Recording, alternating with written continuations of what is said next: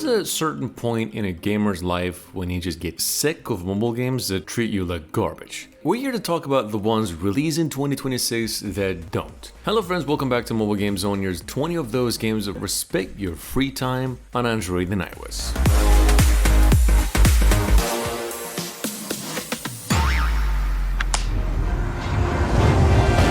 Now guys, it actually took a whopping 20 years and a whole year from PC to come to mobile, but 20 years later, Guild Wars Reforged landed on iOS and Android, and it still freaking feels like it's ahead of its time. Why, might ask?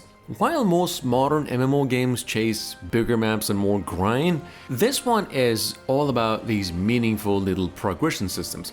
The dual class system actually remains one of the smartest RPG mechanics ever made in this genre. On top of that, Reforged actually modernizes the visuals, better control, controller support, improved UI, and full mobile crossplay. Honestly, this doesn't just feel like a mobile MMO, this feels like a legit PC MMORPG that somehow fits in your pocket. And that is a pretty rare thing in 2026 in mobile gaming.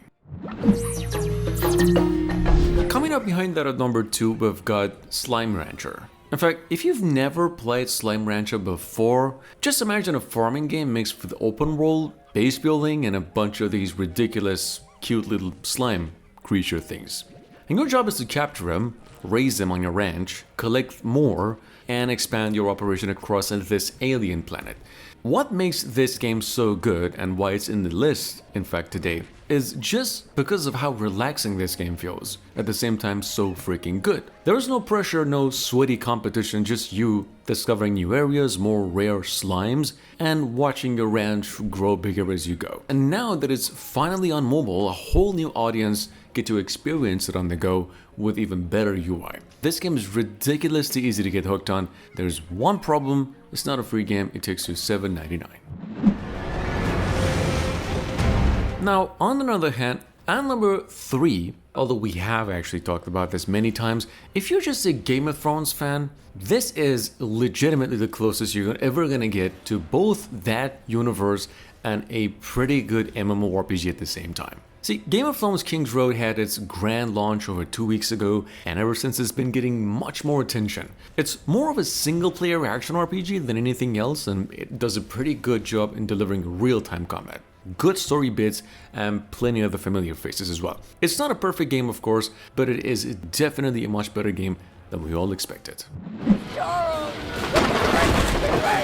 See, if the idea of a giant spider train hunting you through the middle of nowhere sounds ridiculous, that's because it is. And for better or worse, that's exactly why Choo Choo Charles works. The mobile version does bring up with the same charm that made the original game a hit on PC. It's not the scariest game you'll ever play, of course, but few games create this mix of tension and what the hell am I even looking at? Quite like Choo Choo Charles. Sometimes the craziest ideas, in fact, do make the most memorable games as well. Think of this game as an open world horror game and an RPG, which is honestly pretty rare to come by around any platform. We highly recommend this game.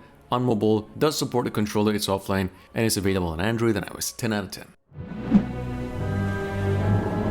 If you are in fact a fan of platformers that actually challenge you, I'm gonna have to be honest, Blue Fire is one of those hidden gems you probably shouldn't even ignore. The platforming in this game just feels like someone makes Zelda, Hollow Knight, and even the Prince of Persia together and throw a good adventure into the mix to make it all stick. It's not an easy game, but that's part of just the appeal. Blue Fire is the kind of adventure that makes you feel skilled when you finally nail a difficult section, and that's something mobile games don't offer nearly enough these days. Surprisingly fun game, and one that comes with some constant reward systems and a lot of secrets to uncover.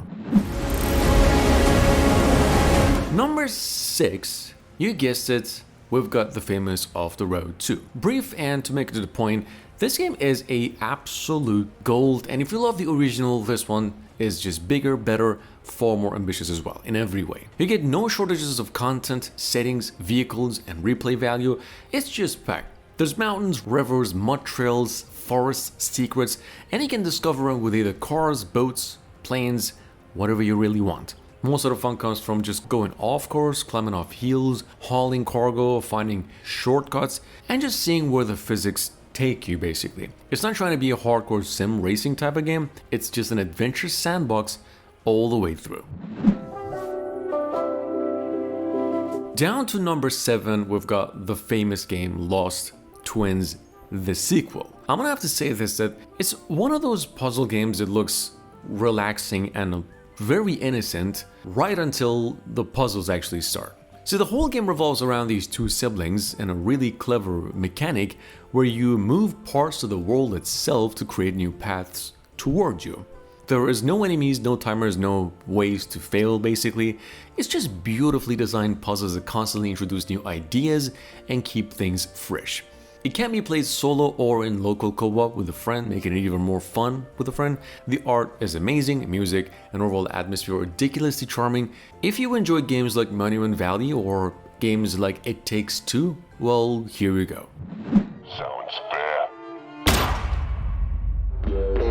Sitting in at number 8, we've got Crime Scene Evidence Collector, which, I want to be honest, going into it, I expected another sort of low-effort sim game when I opened it. Instead, it kind of ended up being pretty good, like very satisfying.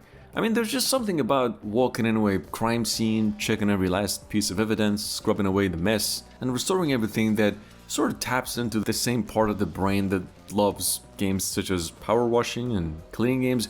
It's a pretty simple concept, but the attention to detail gameplay creates that just one more mission feeling surprisingly fast. If you enjoy sim games that turn ordinary jobs into oddly addictive experiences, this is it. Going down to number 9, we've got a very good racing game. It's called Highway Moto Rush. Honestly, the kind of game you launch for 5 minutes and somehow ended up playing an entire day. Like, there's no open world, no complicated progression system, no unnecessary fluff stuff. It's just you, a motorcycle, and a traffic moving way slower than you'd like. In fact, the first person camera view does a surprisingly good job of selling the speed, especially when you're squeezing through like tiny little gaps and narrowly missing cars at full throttle. What I like most about the game is that it knows exactly what it is and it delivers precisely that. It's just good motorcycle racing that scratches the same exact itch without overcomplicating nothing. Going down to number 10, you've got Hill Climb Racing 3.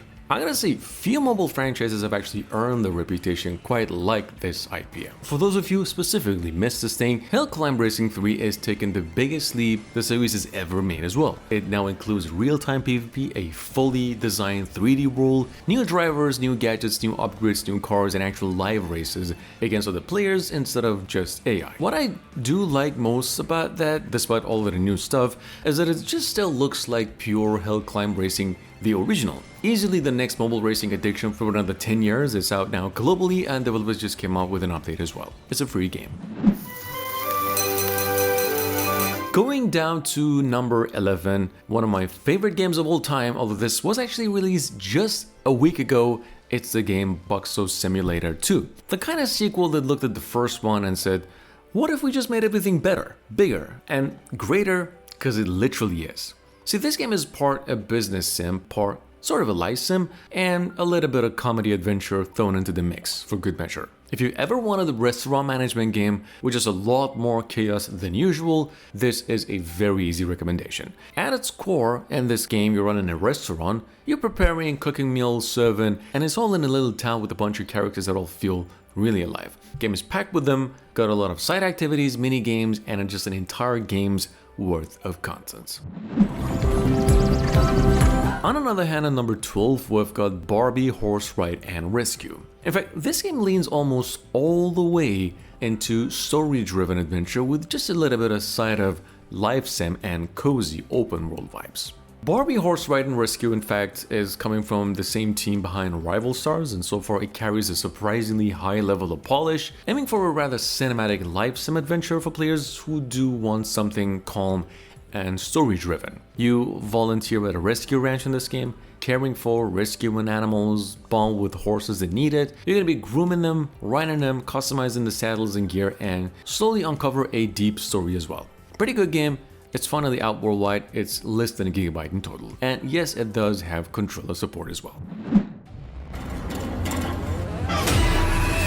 This might be a rather a hit or miss for most of you, but Tomb Bosses is basically what happens when somebody looks at Lethal Company and says, what if we just run that through mobile? So the story is you and up to 3 friends drop into these tombs, grab loot, run away from monsters, and try to get out alive before greed gets you killed. The deeper you go, the better the rewards, but also the higher the chance everything falls apart as well. The best part about this game is not the horror, it's just the randomness and all the chaos. If you've got friends to play this with, Tomb Bosses is a way more fun game than it has any right to be. Playing solo, however, it is creepy. Playing with friends, we highly recommend it. It is absolute comedy.